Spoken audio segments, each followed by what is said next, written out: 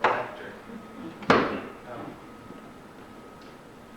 First, I will start with the trivia question. Does anyone know what the name Eggleston means?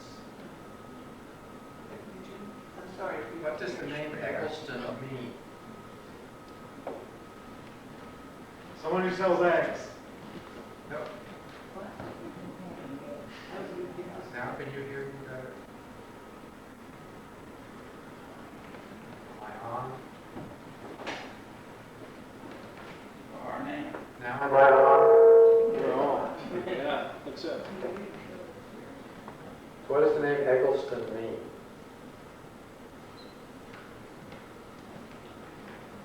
Well, it is a place name. Way of going in my ears. It is a place name, and it comes from the Latin word ecclesia, which means church, and ton, which means town. So Eggleston is a place that there's a church.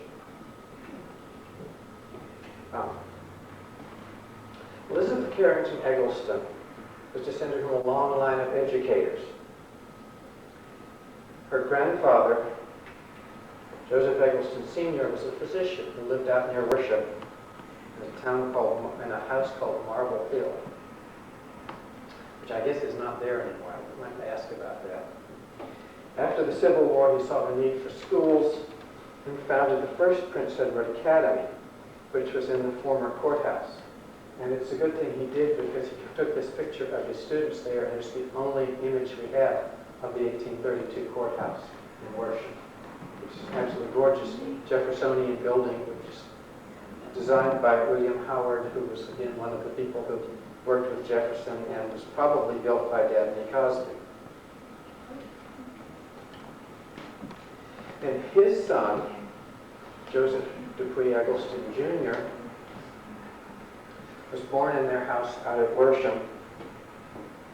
And he went to his father's academy and also to Hampden-Sydney College, where he was in the class of 1886.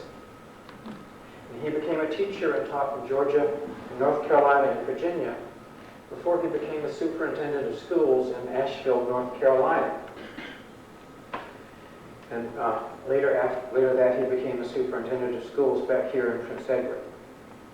In 1905, he became Virginia's first elected superintendent of public education, and ran into all sorts of troubles because he tried to introduce all sorts of progressive methods of teaching. Over fierce opposition in the legislature, he went so far as to establish 3 teacher schools, normal schools as they were called, which opened in Harrisonburg in 1909, Fredericksburg in 1911, and Radford in 1912. And all of those are big universities now. He was elected to be the chief of the Division of Rural Education in the U.S. Department of Education, but got an offer he couldn't refuse, and so in 1913 he became the president of Virginia Polytechnic Institute. And there he resigned in 1919 to have an even better offer to become the president of Hampden-Sydney. He stayed there for the rest of his life. While he was the superintendent of schools in Asheville, Elizabeth Carrington Eggleston was born in 1899. And this picture is graciously courtesy of the Sweetbriar yearbook when she graduated. As a result of her ancestry, she grew up intellectually omnivorous. She was eternally curious about the world and about life, science, and art. She wrote copiously in her jotting books about the world around her, her thoughts, experiences, and perhaps a little more than a little insider information about her Hampden-Sydney neighbors. Her paintings also were as abstract as her life, filled with unusual shapes and colors. She never saw a home, a backyard, or road which she couldn't make extraordinary or romantic by renaming it. A puppet theater in her garage became the Globe Theater. Her family home became Green Level. Her backyard full of trees became Bird Court. She lived through the Great Depression, World War II, the death of her only sibling, a brother, and her parents, and survived well into the second half of the 20th century, but she was always curious. She lived most of her life in Southside, Virginia, but availed herself of every opportunity to study and nurture her love of English and of writing. First, she attended Chatham Hall School, to which she would later return as a teacher. She then went to Sweetbriar College in one of its earliest classes. This is a picture of her in her graduation robes, and also of her, an informal picture of her at Sweetbriar. She was there she was active with the Young Women's Christian Organization and with the Drama Club, and she was both the editor of the Sweetbriar magazine and one of its principal contributors. For example, when the November edition began with her poem, Life, which I will read to you, you will notice that she looks fairly gloomy in that picture, and her poems enforce that attitude. Across the spaces of eternity comes day. The slow rain drips its soft accompaniment, and life, with all its strange glad thrill, lies spread before. High noon, the clouds rush roaring through the dusky sky. The thrill of life, of fighting and of strength, intoxicates, and life, with all its vigor, spends itself. Day steals away. The stars come out in their lone calm. Peace fills the soul that looks back o'er the years. A murmur passes over all. Life is spent. The same magazines featured one of her short stories in her column called Nonsense, which happened in every issue of the magazine, which was a mix of quotes and humorous vignettes of Sweetbriar life. A year later, another of her poems was included in the magazine as she neared graduation, seeming almost to dare the world to tether her future. It's called Free. Oh, give me the stretch of the wind-swept plain, and give me the roar of the sea, and give me the beat of the wind and the rain as they struggle and battle with me. And give me the crag of the mountain peak and the slope of the rolling hill, the reach of the northland, gray and bleak, and the forest forever still. And grant at the end of life's windswept trail, forever unboundedly free, my soul be a part of the roaring gale, and the gale a part of me. Which I think is a more cheerful poem. Here's another picture of her. She was a member of the Flu Club, which I guess means that she had the flu when she was there. And this is a copy of the Sweetbriar magazine that shows her poem Life, printed there. In 1924, she embarked on an adventure that set her apart from many other young women of the day. She applied to Oxford University for graduate study and was accepted as one of the first women to ever study there. In 1926, she received a degree in honors school English. She also went on to attend summer sessions at Harvard, William and Mary. She ended up earning a master's degree from Syracuse University. She generally used her degrees in writing and teaching. Besides teaching at Chatham Hall, she also taught at Worsham High School near her home in Hampden-Sydney, at Winthrop College in South Carolina for a year, at Syracuse University where she was a teaching fellow, and closer to home here at Longwood, which then was the State Teachers College. She is the person on the left in that picture.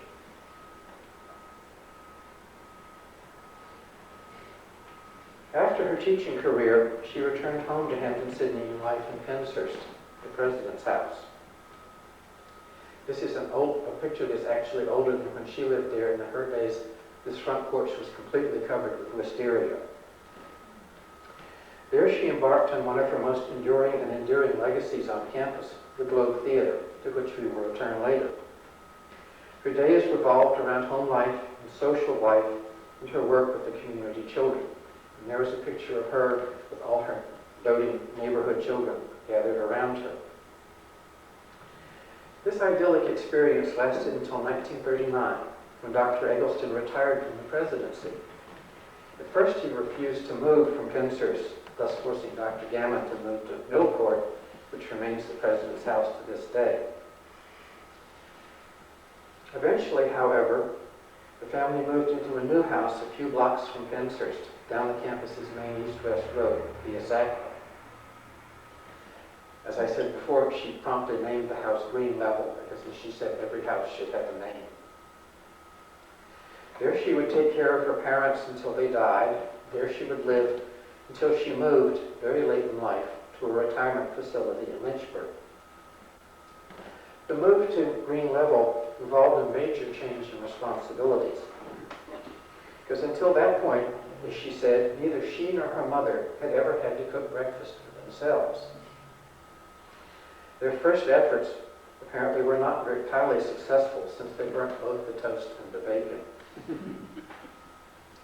As President Eggleston and his wife advanced in age, Miss Eggleston became their caregiver and provider, managing the family's home meals and even their rations during the Second World War. Another blow to the family's happiness was the death of her only sibling, Joe Eggleston III, in an automobile accident in the mid-40s.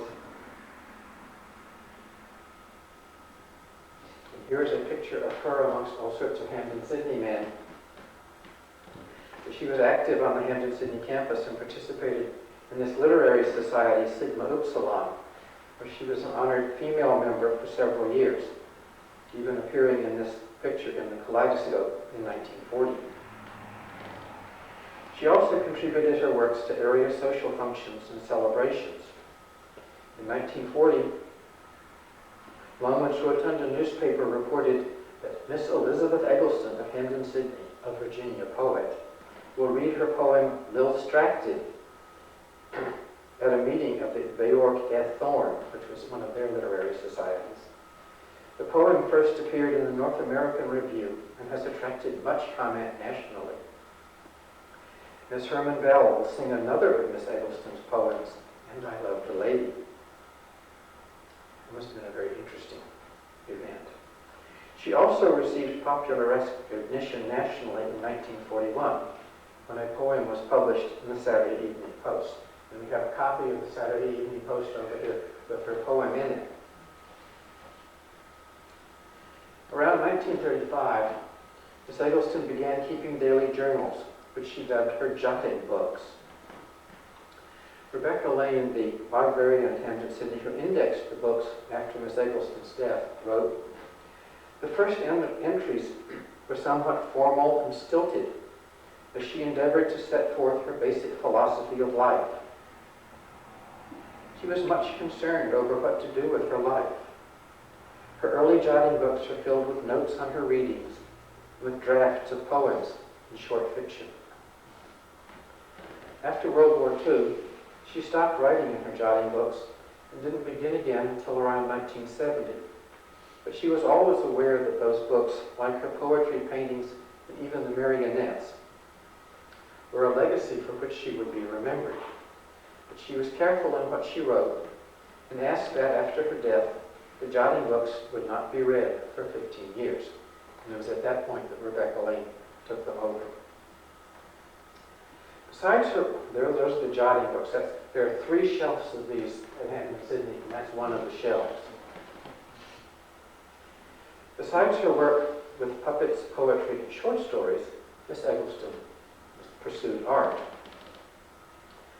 This is one that is, you can pretty much tell what it is. And they become a little bit more metaphysical. We have probably about 8 of her paintings at Hampden-Sydney. So there are 2 semi-realistic ones, but most of them are abstracts like this, with dense, often dark colors. And that one, no one knows quite which way is up. And then this is a fun one, which is called Swan Circle, where the titular character encircles the painting with a long curved neck. The highlight of her art career was a joint show in 1975 with artist Louis Briel, class of '66, who was famous for having painted a portrait of John Kennedy when he was a student, which he gave to Robert Kennedy when he was down here. It was at this show that the iconic profile of Miss Eggleston in later life was taken, the one that I began the slideshow with, showing her regal profile as strong, as proud of any of her royal namesakes before her. But this activity that resonates most loudly in most people's memory of her is the Globe Theater. It's probably because there are most remnants left of it. The theater may have had only a brief history on the campus of Hampden-Sydney, but its impact was felt by a host of students and community residents. Under her direction, the staff was composed of sons and daughters of faculty members. The ancient and distinguished physics professor, Dr. John Hampden Chamberlain Bagby, prepared the stage lights, while Dr. Asa Watkins, who was a professor of English, the one after whom the bell tower is named, painted elaborate backdrops for the shows. The theater was housed in the former kitchen and servants' quarters behind Penshurst, the Eggleston's home. According to Miss Eggleston, the idea for a puppet show originated with a Punch and Judy show she had seen in a village in Wales, where she and a cousin were visiting in the summer of 1925. She resolved then, when she got home, she would entertain the children with marionette plays. The first of these happened in a great shadowy attic, as she said, with a red curtain stage at its farthest end, on which she performed Bluebeard and sundry other melodramas. 5 years later, she was informed by 13-year-old Asa D. Watkins, who was the gentleman on the left in that picture, that he had made a cardboard stage, which is the one shown there. And she determined to begin the marionette shows in earnest. Young Asa Watkins, under her influence, later became an art teacher, and he is the one to whom we owe the preservation of all these wonderful puppets, because he took them with him to New Jersey and sent them back about 20 years ago. Apparently their early experiments at making puppets were not very successful, but they eventually figured out how to make the hand-carved wooden controls. These are more sets for the puppet show, with lead-weighted feet. And the first play which the community put on was called Black Magic. The story was sketched out to fit the existing puppets, and the dialogue was made up as the children went along. It was performed in Professor Watkins' study with Christmas lights as the footlights and discarded landscapes of an artist's parent, which is probably Dr. Watkins, were the first scenery. Of that first performance, Miss Eggleston wrote, "Everyone in the village turned out, from the dean of the college to the plumpest 3-year-old. The audience was hilarious, the applause uproarious. Margaret Gaillard fell off the table on which the stage had been set, but as she didn't break her legs, things went merrily on. When the prince and princess, who are shown in that upper left picture, walked off to the wedding march from Lohengrin, we knew he had scored a success and puppets had arrived in Hampden-Sydney to stay." This is a picture of Mrs. Graves Thompson showing the puppets that were used to put on Plautus's Menechmi, because of course Graves Thompson did not keep away from the puppets about putting on a classic play. These are the characters from the Treasure Island show. They're about that high. The most charming of the puppets, and they're the ones who are with us tonight, are the animal stars of Kipling's How the Elephant Got Its Trunk, which, despite their rough, hand-sewn look, convey personality and liveliness. This is the alligator, which boasts a mouthful of lead teeth that opens and snaps shut. This is the Colo bird, which is a tiny chicken made of Chinese newspapers, which I found all crumpled up in a little ball of what looked like trash in the attic of the building that the theater was in. Go away, fly. This is the hippopotamus, which is appropriately rotund. And this is the elephant, which shows his newly stretched trunk. One of the puppeteers, Dr. Ray Moore, who used to work in the visitor center downtown, recalled in 2001 that Miss Eggleston was the overall CEO of Classical Endeavors for us growing up at Hampden-Sydney. Having her father, President Joe Eggleston, in our corner was no small clout for us in the theater business. One of the humorous anecdotes concerns the charge for the performances. And with the Barber Theater, they brought vegetables. But if you attended one of the puppet shows, you had to pay 25 cents. However, if you did not attend a show, you also had to pay 25 cents to support the endeavors of the campus children.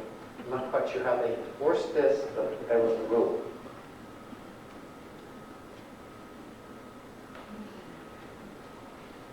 In her life at Hampden-Sydney College, Miss Eggleston was always active socially, whether discussing events or family news. She was intellectually driven, but always in her own thoughtful manner. Rebecca Lane wrote in the Esther Thomas Atkinson Museum newsletter that Miss Eggleston's life at Hampden-Sydney was a continuing exercise in courtesy and thoughtful interactions with cousins, friends, and neighbors. She loved arousing intellectual discussion, but criticized herself mercilessly if she felt she had said too much. Being garrulous was, she thought, a curse of old age. Her cousin, Miss Emerson Willard of Wilmington, North Carolina, recently wrote us, "It's lovely to have an opportunity to share some of what I remember about Elizabeth Eggleston, Buff, as we called her, or Cousin Buff, as our young sons called her. They loved her dearly, as we all did.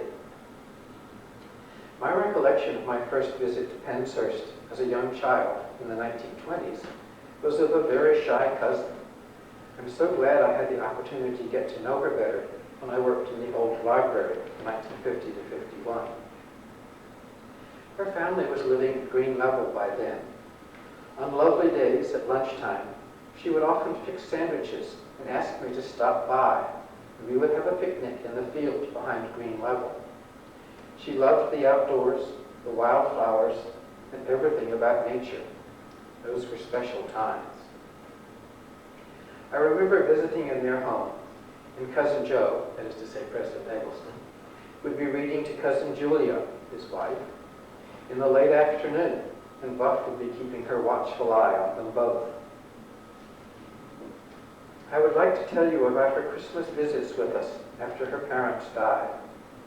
My sister, Lucilla White-Whitted, and her husband, Joe Whitted, who taught Spanish at Hampden-Sydney, and their son, Joe Jr., would spend the Christmas holidays at East Merton, across the field from us on Masonboro Sound, outside of Wilmington. We invited Buff to stay with us. Those visits were delightful. She was very adaptable. She would come from a quiet life into a busy family with much visiting back and forth. Buff had terrible migraine headaches at times, but she had figured out what she could eat, what she could not eat, and told us just to prepare our usual meals, and she would eat what she could and fill it in with baby food, which she insisted on bringing, even though we would have supplied it gladly.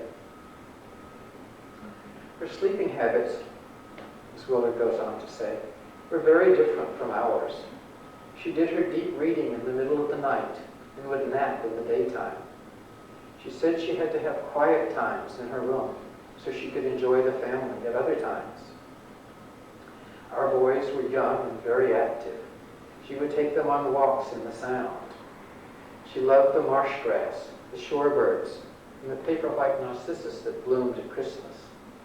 The boys treasured her visits as much as we did.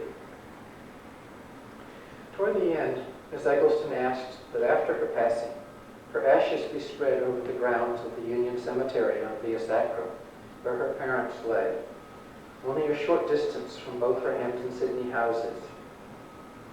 Her jotting books now reside only 100 yards away in the rear book room of the Vorts Library and provide an intimate look at the workings of the community of Hampden-Sydney throughout the 20th century, of which her own life had played such a significant part.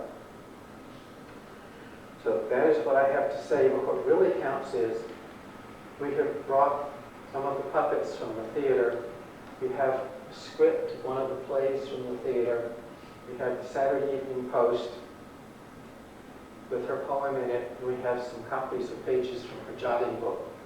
So I invite you all to come up and look at these. Please don't touch the puppets because, believe it or not, 1920s were 100 years ago. They're 100 years old. Everything else is there for you to look at. So, thank you very much for having me. If anyone has any questions, I might be able to answer. What year did she die? 1985, I believe it was. 95. 95, I'm sorry, yes. Right. He's 96 years old. Mhm. She died on my birthday back in 1995.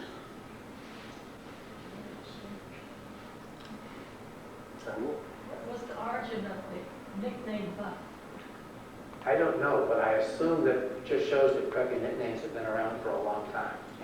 And there was some antic that happened in the past. I haven't heard of Like it. a college where they staff Elizabeth. It's possible, yes. But Buffy is a classic crappy name. And Hampden-Sydney has been crappy for a very long time.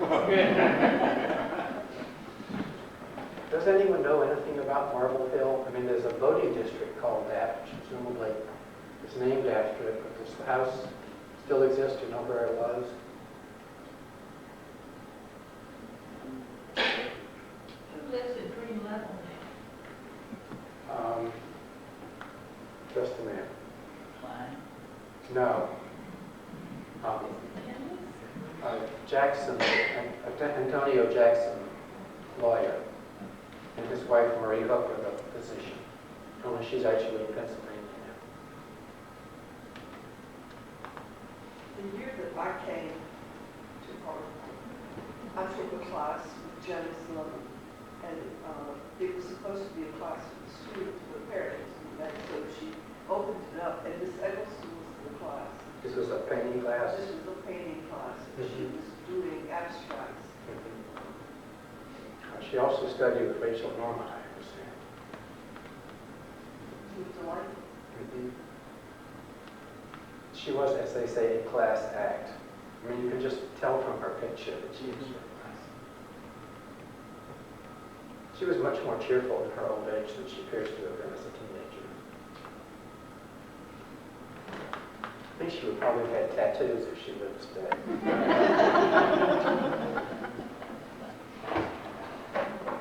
Okay. Thanks, Richard.